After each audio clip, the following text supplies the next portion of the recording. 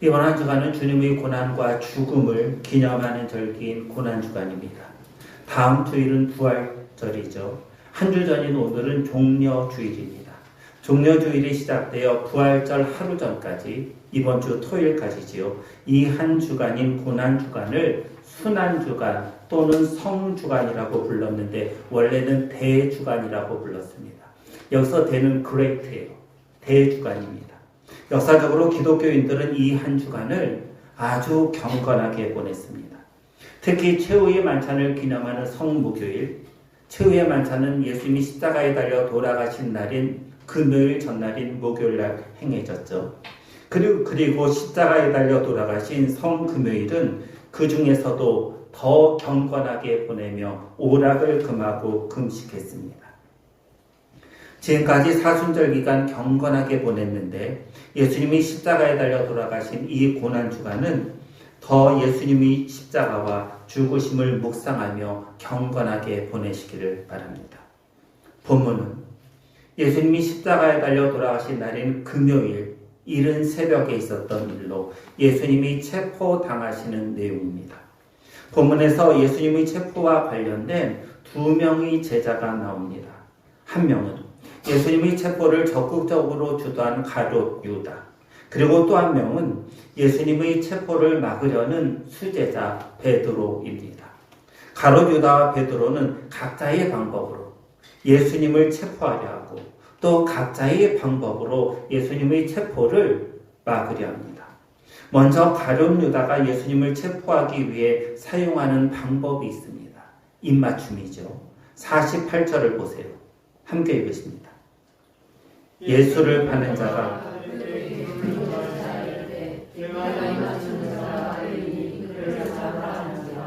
예수를 파는 자는 가룟 유다를 말하겠지요. 47절에서 가룟 유다가 대제사장들과 백성의 장로들에게 파송된 큰 무리를 이끌고 주님을 잡으러 옵니다.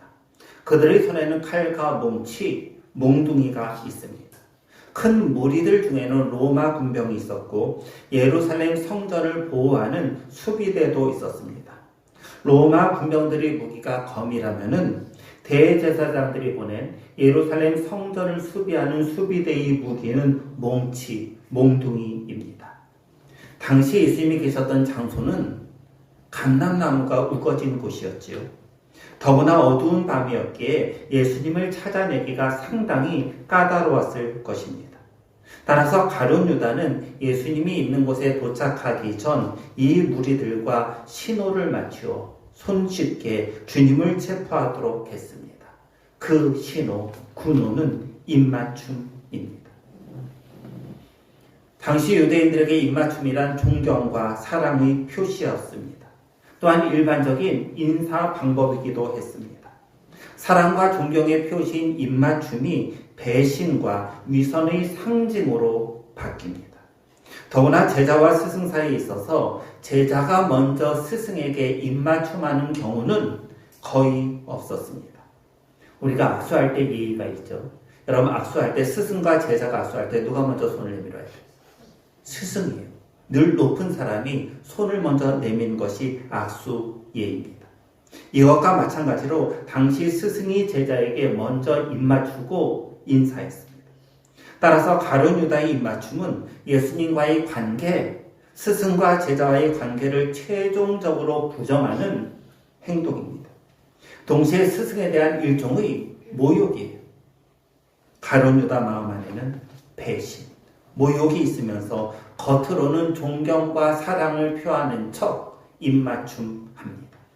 겉으로는 평화와 정의, 사랑을 부르짖지만은 속으로는 파멸과 불의, 탐욕, 그리고 살인과 저주가 있는 죄인의 전형적인 모습입니다. 가룟 유다는 존경과 사랑을 표시하는 입맞춤이라는 방법을 통해 예수님을 체포합니다. 존경과 사랑을 상징하는 입맞춤으로 주님을 배반하고 예수님을 죽이려 합니다. 이런 방법은 절대 예수님의 방법일 수 없습니다. 두 번째, 베드로의 방법을 보려 합니다. 베드로는 가룟 유다 그리고 로마 병사와 성전 수비대가 검과 몽둥이를 들고 주님을 체포하려 하자 강력히 저항합니다. 예수님을 지키기 위한 몸부림의 저항입니다. 베드로가 예수님을 보호하기 위한 방법으로 사용한 것은 그의 손에 있던 칼입니다. 51절이죠. 51절을 함께 읽으십니다. 예수와 함께 있던 자 중에 하나가 손을 펴 칼을 빼어 대제사장의 종을 쳐 그 귀를 떨어뜨리니 예수님을 잡기 위해 칼과 몽둥이를 가지고 무리들이 오자 예수님과 함께 있던 자 중에 하나가 칼로 대제사장 종의 귀를 뺍니다. 칼을 들고 대제사장의 종의 귀를 자른 사람이 누구인가? 본문엔 나와 있지 않죠. 하지만 병행 본문인 요한복음 18장에는 이런 말씀이 있습니다. 이에 시몬 베드로가 칼을 가졌는데 그것을 빼어 대제사장의 종을 쳐서 오른편 귀를 베어버리니 그 종의 이름은 말고라. 요한복음에 가면은 칼을 사용한 장본인은 베드로이고 베드로가 귀를 자른 사람은 대제사장의 종으로 이름은 말고입니다. 베드로는 예수님을 지키기 위해 지금 칼을 사용합니다. 베드로는 이미 33절에서 예수님에게 모든 제자가 주를 버릴지라도 나는 결코 버리지 않겠다 맹세했습니다. 그 맹세가 맞다는 것을 증명이라도 하듯 칼, 즉 폭력으로 주님을 지키려 합니다. 하지만 예수님은 칼을 사용하는 베드로를 보고 꾸짖으십니다.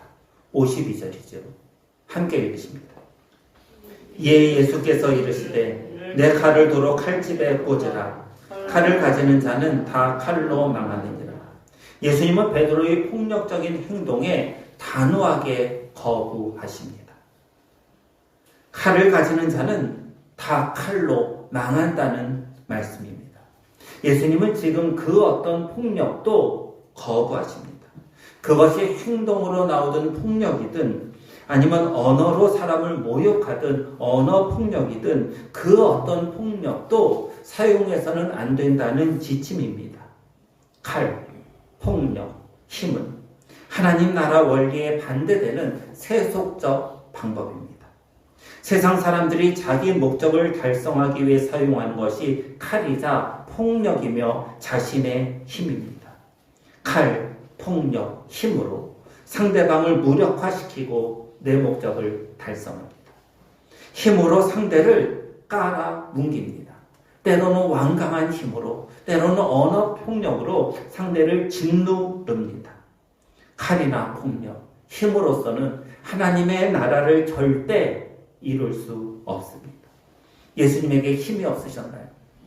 여러분, 예수님에게 힘이 없으셨나요? 예수님에게 힘이 없던 것이 절대 아니죠. 본문을 보세요. 예수님에게 어떤 힘이 있습니까? 53절이에요. 함께 읽으십니다.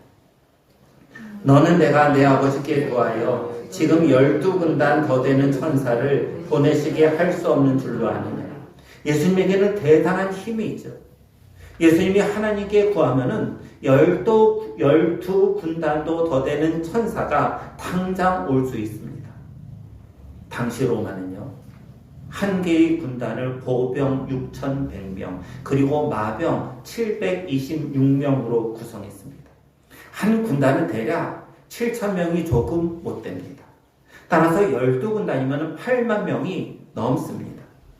예수님은 이렇듯 수많은 천사를 동원할 능력이 있으십니다.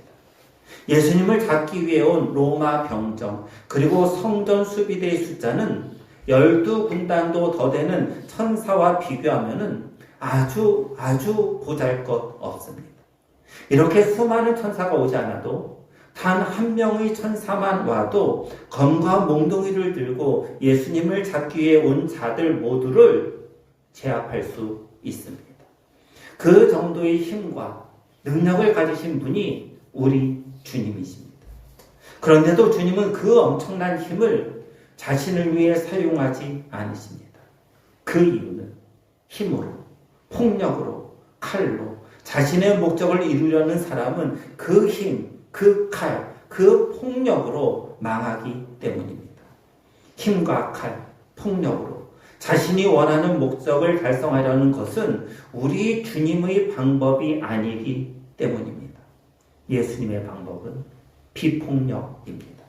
그래서 이 세상 그 어떤 것이라도 능가할 수 있는 힘을 가지신 주님이 12군단도 더 되는 천사를 동원할 수 있는 능력을 가지신 주님이 묵묵히 잡혀가십니다. 주 40년 로마 황제 가이오스 칼리굴라는 항상 불온하고 적대적 태도를 보이는 유대인들을 완전히 굴복시키기 위해 예루살렘 성전 안에 자신의 동상을 세울 것을 명령합니다. 유대인들이 이 명령에 복종한다면 유대인들의 저항의지 자체가 말살되었다고 보아도 좋기 때문입니다.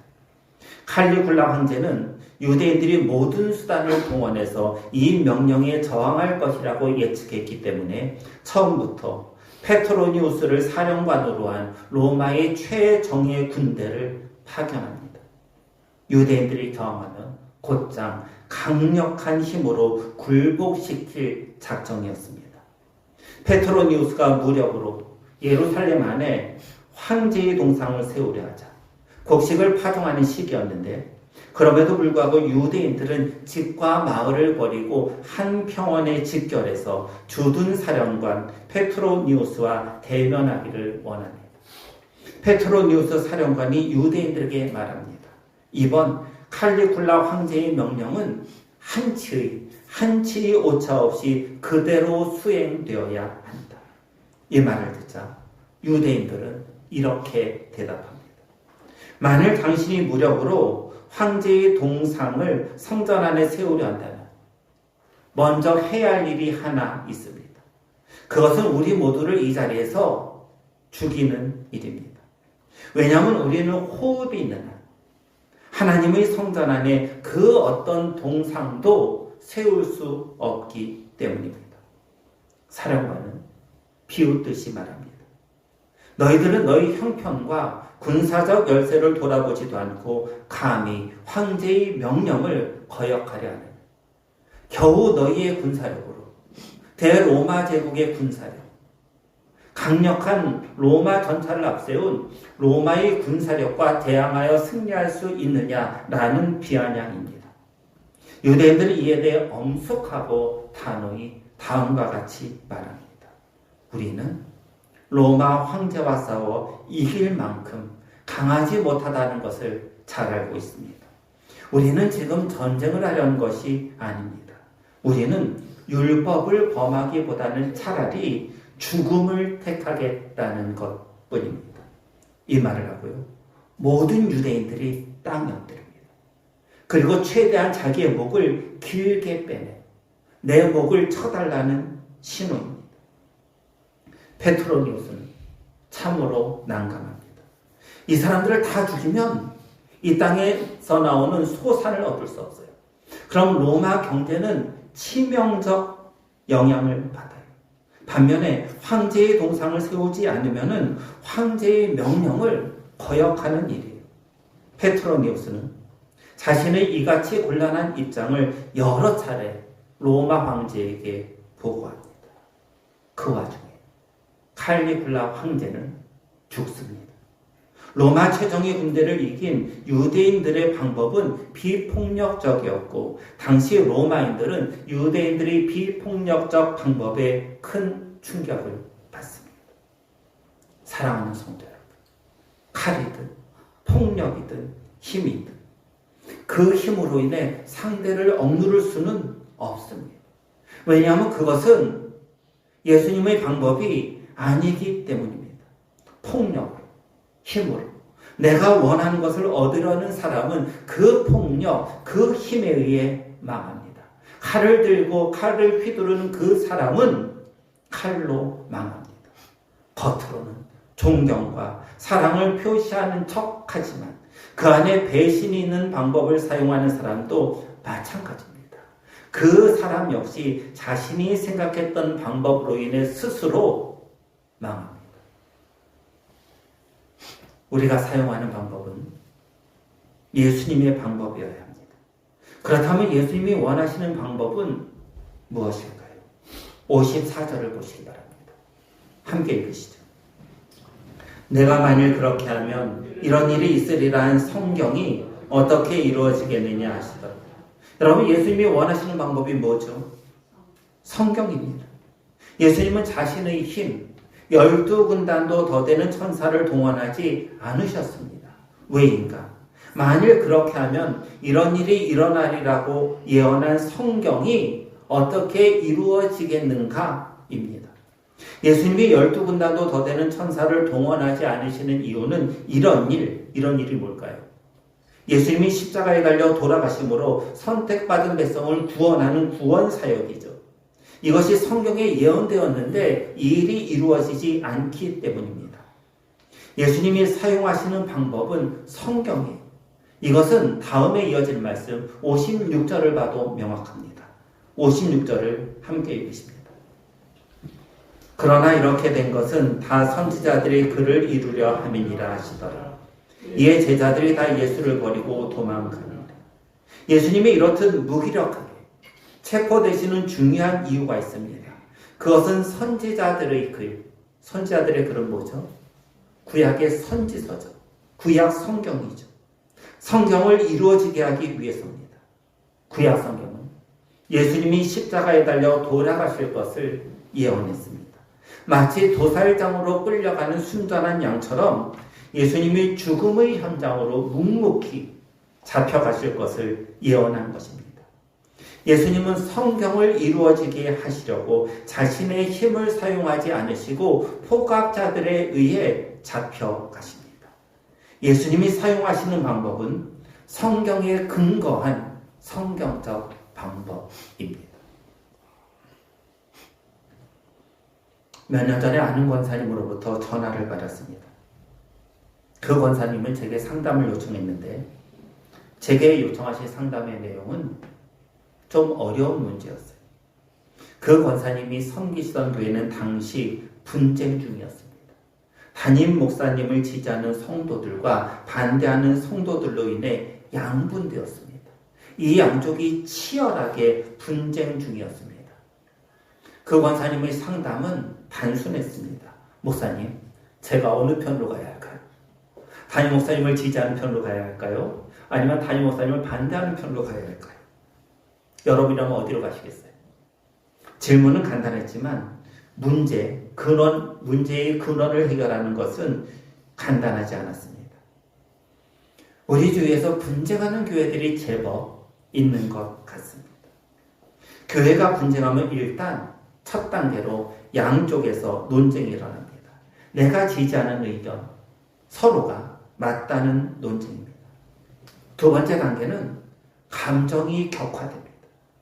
의견이 다르면 상식적으로, 논리적으로, 이성적으로 서로의 입장을 이야기하고 틀린 편이 양보하면 됩니다. 또는 서로 타협을 하면 돼요. 때로는요, 성경의 관점에서 내가 옳아도 대의를 위해, 교회를 위해 양보할 수 있어야 합니다. 고린도전서 10장의 지침이죠. 모든 것이 가하나 모든 것이 유익한 것이 아니고 모든 것이 가하나 모든 것이 덕을 세우는 것이 아니다. 여기서 덕을 세운다는 것은 교회를 세우는 거잖아요. 이 지침을 따르면 됩니다.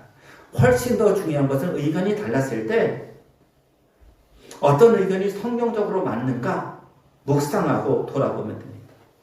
그럼에도 의견이 다를 때 싸우면은요, 감정이 올라와요. 이때부터는 심각한 문제에 도달합니다. 사람이 감정이 올라오면은 이성적 판단은 그 순간 중지됩니다. 감정이 앞서면 성경적 판단, 신앙적으로 옳고 그른 것을 판단하는 기능도 중지됩니다. 이때부터 반대편 진영은 적이 됩니다. 교회에서 만나면 웃으면서 인사를 하지만 속으로는 저 사람은 나의 반대편이다. 무슨 말이에요? 저 사람은 내 적이라고 단정합니다. 마치 가룟 유다처럼 웃으면서 평화의 인사를 하지만은 마음 안에서는 저들은 적이야. 적개심이 불타오릅니다. 위선이죠. 세 번째 단계에 이르면 폭력이 등장합니다. 의견이 달라 서로 싸웁니다. 이로 인해 감정으로 번집니다. 그 다음 단계는 감정이 올라왔기 때문에요. 폭력이에요. 언어 폭력이든 행동을 하든 폭력이든 폭력이 이어집니다. 마치 본문의 베드로처럼 칼로 해결하려 합니다. 무력을 동원하고 힘을 이용해서 상대방을 이기려 합니다. 평소에 성도로서 입에 담지 못했던 말들을 손쉽게 합니다. 물리적 힘을 동원하여 싸우기도 합니다. 대단히 안타까운 현실인데요. 교회 분쟁을 보면은 같은 교회의 성도들 향해 폭력, 언어 폭력, 행동으로 하는 폭력을 사용하는 교회들이 제법 있습니다. 어떤 교회는요, 교회가 분열해서 싸울 때 자신들의 힘이 부족하다고 생각하면은 용역을 동원합니다. 돈을 주고 용역을 동원해요. 네 번째 단계는 상대방을 향한 법적 조치입니다. 고소하는 것이죠. 먼저 자신들이 속해 있는 교회의 노회 또는 총회의 재판부에 고소합니다. 그 결과가 자신들의 생각과 다르면은 순종하지 않습니다. 만약에 자신들의 생각과 다르면은 이제는 사회법정에 고소합니다. 지금은 사회법정, 세상의 재판부가 교회를 판단합니다. 여러분, 성도들이 더 도덕적으로 우위에 있어야죠. 맞죠?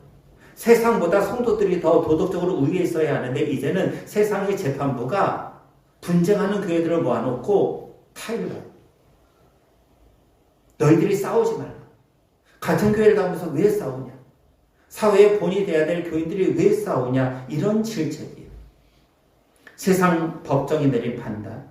만약에 사법부의 판단이 자신들의 생각과 다르면 역시 사법부의 판단을 받아들이지 않습니다.